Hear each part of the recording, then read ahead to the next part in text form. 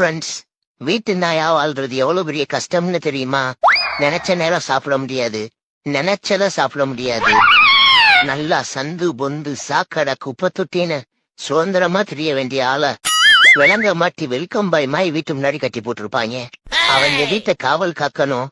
அவங்க பிள்ளைகளுக்கு போர் அடிச்சிச்சுன்னு அவங்க கூட விளையாடணும்.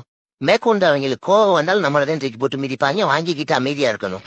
சாப்பாட கூட விடுங்க, சம்பவம் பண்ணணும்னா கூட அவங்க தான் முடிவு பண்றாங்க. அப்படியே சந்தோஷமா இருந்த 2-3 பிள்ளை குட்டி பெத்தா கூட அதையும் நல்ல விலைக்கு வித்துடுறாங்க. என்னத்த சொல்றது?